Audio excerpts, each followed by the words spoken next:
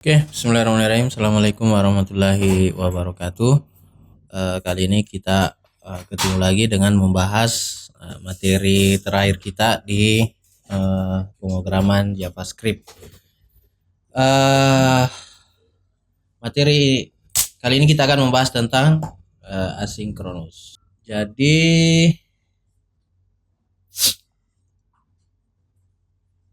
secara umum asinkronus berarti program dapat menjalankan perintah lain tanpa harus menunggu suatu proses selesai, sehingga proses tidak saling menghalangi atau non blocking ya, dan aplikasi tetap responsif. Jadi kita butuh asinkronus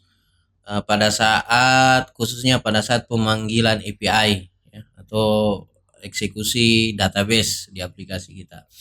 Jadi sangat perlu asinkronus ini. Nah, sebelumnya kita sudah belajar juga tentang asinkronus secara praktikum ya di kelas tentang bagaimana dengan menggunakan callback. Nah, sekarang kita lanjut materinya tentang promise. Jadi promise ini bagian dari sinkronus ya. Promise itu ya namanya juga promise, berarti janji ya. Oke. Jadi promise adalah sebuah objek di JavaScript yang dapat merepresentasikan proses yang belum selesai saat ini, namun akan selesai pada masa mendatang, baik outputnya berupa sukses, fulfill, atau gagal, rejected. Nah, promise memiliki 3 state utama. Itu biasa pending ya, jadi proses sedang berjalan, cuman hasilnya belum ada. Kemudian fulfill, proses berhasil dan memperoleh hasil, artinya data berhasil diambil lah, dalam hal ini resolve. Kemudian reject, proses yang gagal atau transaksinya ditolak. Nah, sintak dasar dari promise, nah ini contoh kita membuat variabel promise. Jadi cara menulis promise itu diawali dengan new spasi promise. Nah, di dalam promise ini nanti kita akan memasukkan sebuah function yang isinya parameter resolve dan reject. Jadi resolve-nya apa, reject-nya seperti apa. Nah, di dalamnya nanti kita akan membuat sebuah listing kode program ya. Dalam ini contoh, jika berhasil maka tampilkan resolve-nya, dan jika gagal tampilkan reject-nya. Nah, selanjutnya untuk memanggil promise ya, tadi itu membuat promise, sekarang memanggil promise kita biasanya ya umumnya menggunakan nama promise itu sendiri, kemudian then ini nanti berhasil di situ ya, resolve-nya ada di situ. Nah, di dalam then ada sebuah fungsi, kemudian kita tampilkan. Nah, jika gagal maka kita butuh catch untuk menangkap gagalnya. Oke. Ya. Nah, kita langsung saja praktikannya. Kita buat sebuah file. Misalnya kita kasih nama janji saja dah. Janji.js. Oke, sekarang kita akan membuat sebuah promise. Nah, kita bungkuslah.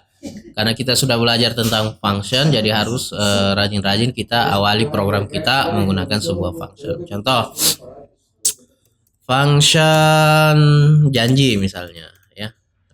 Dalam kurung buka kurawal, boleh Anda menggunakan arrow function pun juga boleh. Nah, di sini akan ada sebuah promise. Contoh, kita buat sebuah promise, misalnya const status. Status itu kita buat sebuah new promise dalam kurung. Nah, ini cara membuat promise. Nah, di dalam promise kita buat sebuah function yang boleh function biasa, boleh arrow function. Kita buat dulu parameter resolve-nya, kemudian koma parameter reject-nya, kemudian buka berawal. Nah, seperti ini. Contoh, kita buat sebuah variabel cons hasil misalnya.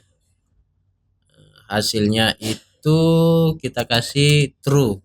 Nah, kemudian kita buat sebuah kondisi. Nah, jika misalnya hasil itu sama dengan hasil itu true, maka kita tampilkan resolve-nya, berhasilnya apa. Anda berhasil. Jika ingin menampilkan errornya, gagalnya maksudnya ya, kita tambahkan else, pernyataan else dengan menginput sebuah reject, misalnya Anda gagal. Seperti ini cara cara membuat sebuah promise. Nah, di sini tetap oke. Sekarang kita cara panggil promise-nya, status, enter. Nah, kemudian then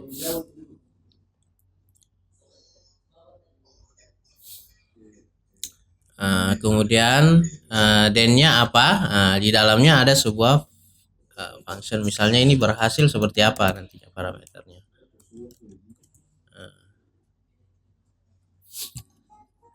Setelah itu kita tampilkan ketika berhasil.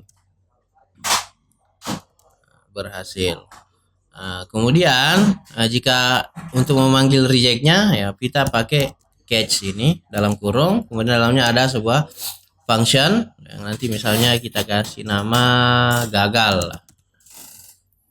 Kemudian nanti kita tampilkan console.log gagal. Nah, seperti ini.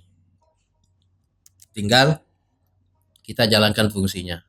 Janji. Oke, sekarang kita save dan jalankan node janji.js. Nah, Anda berhasil karena hasilnya adalah true. Coba kita gagalkan, berarti kita ganti false di sini. Kita save, kita jalankan node janji.js, maka Anda gagal. Nah, inilah cara menggunakan promise ya, menerapkan promise JavaScript. Nah, sekarang kita lanjut ke materi terakhir kita, yaitu async await. Nah, async await ini merupakan selain kita bisa menggunakan then dan catch tadi, bawaan dari promise, kita juga bisa menggunakan async await untuk memanggil sebuah promise. Bentuk dasarnya seperti ini, async function nama fungsinya, baru nanti await kode, baris kode di bawah ini. Jadi ketika kita mendeklarasikan fungsi kita sebagai asinkronos, maka nanti isinya wajib ada await.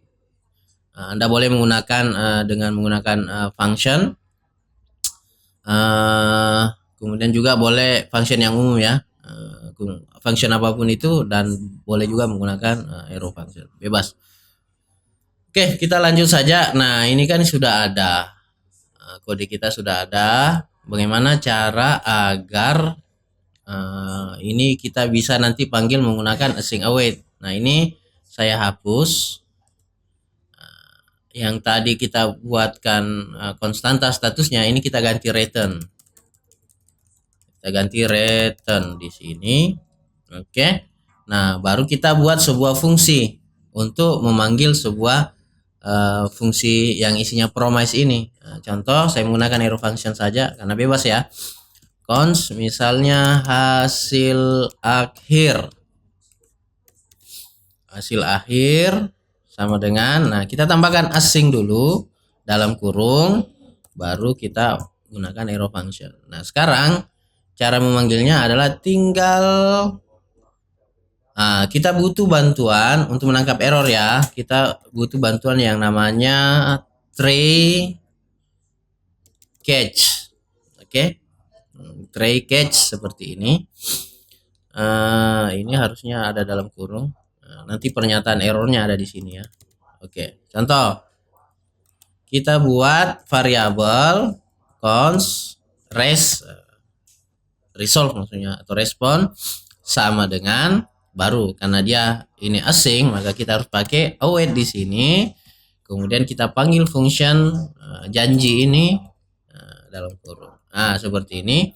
Kemudian kita bisa lihat hasilnya. Console.log isinya itu apa. Jadi kita panggil res di sini. Nah, akan tetapi kalau error maka kita tampilkan juga console.log error. Nah, seperti ini. Kita save. Tinggal kita panggil hasil akhir ini. Oke. Setelah itu kita jalankan node janji titik. Hasilnya Anda gagal karena di sini masih false ya. Kita coba true.